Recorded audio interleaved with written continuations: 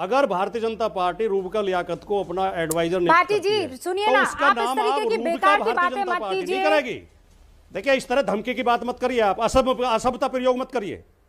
आप ज्यादा खुदा नहीं है, आप खुदा मत बनने की कोशिश करिए। आपकी दिक्कत यह है कि आप बीजेपी के खिलाफ सुनना नहीं चाहती। आप सुनिए, आपकी मैंने दिक्कत ये नहीं है। अच्छा वो आपकी दिक्कत टिक-टिक ये वाला है उदाहरण कि अभी बीजेपी रूबिका के खिलाफ लियाकत आप नहीं तो सुनना कौन नहीं दे चाहते। रहा है? दोस्तों, आप देख रहे हैं RS वर्ल्ड न्यूज़। अगर आप भी गोदी मीडिया का विरोध करते हैं तो इस चैनल को सब्सक्राइब करके इस वीडियो को आप पूरा देखने के बाद शेयर ज़रूर करें। और दोस्तों, इस वीडियो के बारे में अपनी राय हमें कमेंट बॉक्स में ज़रूर बताएं। अगर आप इसी तरह के वीडियो देखना चाहते हैं तो नीचे वाला लाल बटन दबाकर चैनल को सब्सक्राइब करें। नहीं, मुझे बहुत प्रसन्नता है ये देख कर कि भारतीय जनता पार्टी और भारतीय जनता पार्टी के समर्थक अखिलेश यादव से कितने घबराए हुए हैं, कितने डरे हुए हैं, कितने परेशान हैं। प्रधानमंत्री एयरपोर्ट का शिलान्यास करने के लिए आते हैं तो निशाना अखिलेश यादव पे साधते हैं। मुख्यमंत्री की नींद उड़ी हुई है, मुख्यमंत्री सोते जागते उठते बैठते भजन करते घंटी बजाते शंख बजाते अखिलेश यादव जपते हैं। इनके एक ये अवैध प्रवक्ता जो भारतीय जनता पार्टी के हैं, वैध तो है नहीं, कहते नहीं है खुद को भारतीय जनता पार्टी के प्रवक्ता, लेकिन है तो भारतीय जनता पार्टी के ही प्रवक्ता। उन्हें चिंता अखिलेश यादव की, आपने सवाल किया एयरपोर्ट पे, आपने आचार्य जी के सवालों पे सवाल किया, लेकिन उन्हें कुछ नहीं दिखाई देता। अखिलेश यादव अखिलेश यादव अखिलेश यादव। लेकिन मैं आज के कार्यक्रम के बारे में रूबिका जी दो बातें जरूर कहना चाहूंगा। एक तो ये कि जिला गौतम बुद्ध नगर की सारी सरकारी मशीनरी प्रधानमंत्री की रैली में भीड़ जुटाने के लिए लगाई गई। तहसील, अरे सुनिए, बीच में मत बोल, कृपया बीच में ना बोलो। सारे तहसीलदारों ने सारे पटवारी लगा दिए बस भरने में, ब्लॉक बीडीओ ने सारे सेक्रेटरी ग्राम सेक्रेटरी लगा दिए, सारी आंगनबाड़ी कार्यकर्ता, सारे राशन डीलर सब बस भरने में लगाए गए और फिर भी भीड़ नहीं हुई।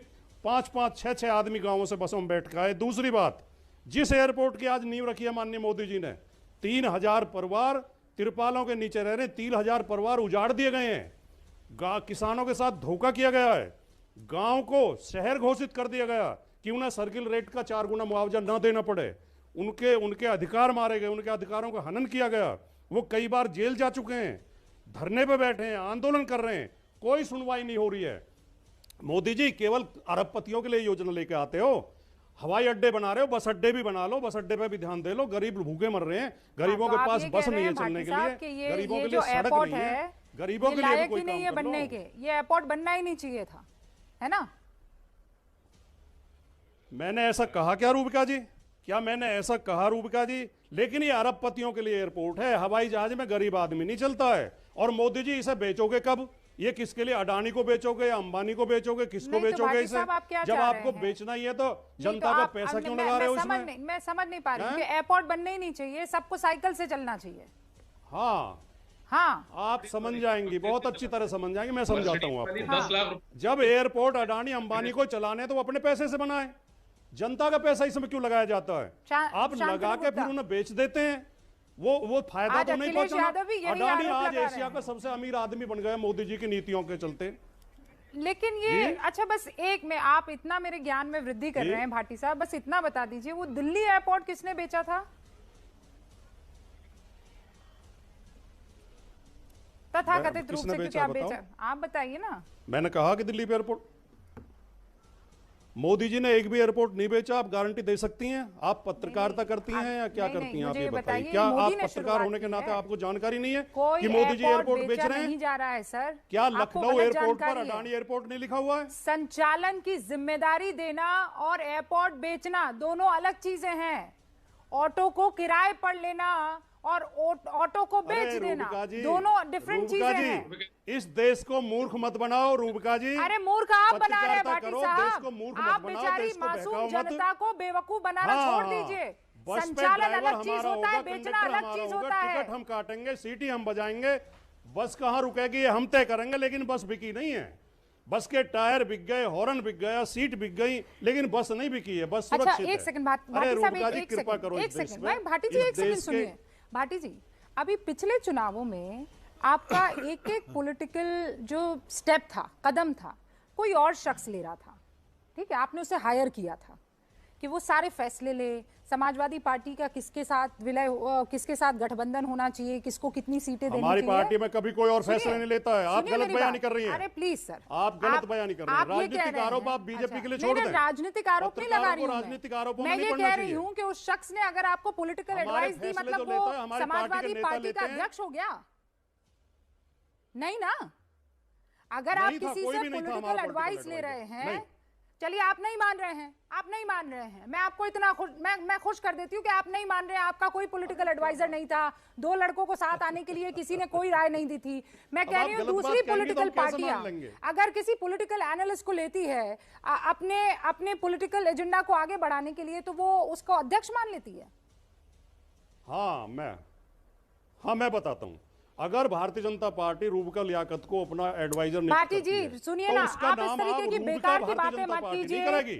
राजकुमार भाटी तमीज के दायरे में रहकर मेरे साथ डिबेट कीजिए। राजकुमार भाटी को करती है। राजकुमार भाटी, आप तमीज के दायरे में रहकर बात कीजिए। आप कर रही हैं, बदतमीजी आप कर रहे हैं, और मैं बदतमीजों के साथ बहस नहीं करूंगी। मैं बहुत सम्मान के साथ स्थिति हो गई है, मैं सम्मान के साथ आपसे बात कर रही हूँ, और सम्मान से आप मेरे सवालों का जवाब दीजिए। आप मेरे ऊपर पर्सनल अटैक करेंगे तो भाटी साहब, आप जानते हैं मेरे साथ डिबेट करते हुए आपको अरसा हो गया है। सम्मान का सम्मान होगा, और अगर आप मेरा सम्मान नहीं करेंगे तो मैं जानती हूं फिर क्या करना है। तो आप तमीज के दायरे में, मर्यादा में रहकर बात कीजिए। आरोप मत लगाइए, अपमान कर रहा हूं, आरोप मत लगाइए, गाली दे रहा हूं। सुनिए, ये गलत बात है।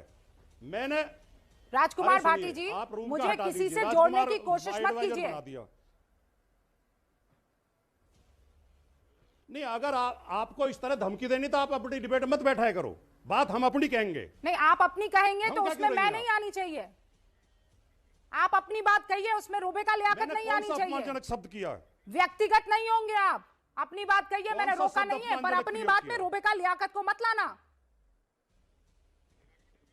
आप आगे बढ़िए, बोलने दो, एक बात और अपनी बात खत्म कीजिए, पर रूबिका लियाकत से दूरी बना के रखिएगा। मैं खत्म कर रहा हूं, बिल्कुल मैं खत्म कर रहा हूं। बिल्कुल आपने गलत तरीके से समझा। मैंने एक उदाहरण देकर बताया आपको। आपका नाम की जगह मैं अपना नाम रख देता हूं। हाँ, रखिए अगर अपना राजकुमार भाटी मेरा नाम एडवाइजर नहीं, है तो पार्टी के नाम के पहले राजकुमार है। अरे आपको इतना बुरा क्यों लगा? मैं एक उदाहरण दे रहा हूं, आप खुद सवाल मत दीजिए ना उदाहरण, उस उदाहरण को अपनी जेब में रखिए। चौधरी चरण सिंह हवाई, देखिए इस तरह धमकी की बात मत करिए, आप असभ्यता प्रयोग मत करिए। आप ज्यादा खुदा नहीं है, आप खुदा मत बनने की कोशिश करिए। मुझे जो कहना था मैं कह चुकी हूं। बात कर रहा हूं, मैं तरीके से आपको समझा चुकी हूं। क्या धमका रही हैं आप मुझे? मेरे नाम का इस्तेमाल करेंगे तो मैं आपको, अरे मैं भी समझा रहा हूं आपको, मैं भी शालीनता से समझा रहा हूं। वाह, मैं भी शालीनता से समझा रहा हूं। आप एक वाह करेंगे, मैं 3 वाह कर सकती हूं, और हम चुप रहेंगे। हम आपस में उलझने के लिए यहाँ पर नहीं आए। ब्रेक करूं उससे पहले मैं चाहती हूं कि आप अपनी बात पूरी कर लीजिए। कोई अपमानजनक शब्द प्रयोग नहीं करा, लेकिन आपकी दिक्कत यह है कि आप बीजेपी के खिलाफ सुनना नहीं चाहती। आप सुनिए, मैंने अच्छा वो टिक वाला उदाहरण अभी रूबिका लियाकत नहीं तो कौन दे रहा था? कौन दे रहा था? राजकुमार भाटी जी, शांतनु गुप्ता से जो सवाल पूछ रहा था वो कौन था? यहाँ कोई और आकर बात कर रहा था। देखिए आप गलत, आप बिल्कुल गलत मेरे खिलाफ बोल रही हैं, आप मुझे गलत अपमानित कर रही हैं। मैंने आपके खिलाफ कोई असभ्य शब्द प्रयोग नहीं किया। मैं आपका सम्मान करता हूं, आप बहन हैं, आपने मुझ पर आरोप लगाए हैं और मैं उन आरोपों को लेने से इनकार करती हूं। रुकिए, 1 सेकंड ब्रेक नहीं होगा, 1 सेकंड। राजकुमार भाटी जी, अब अपनी बात खत्म कीजिए। मैं ब्रेक लूं उससे पहले आप अपनी बात खत्म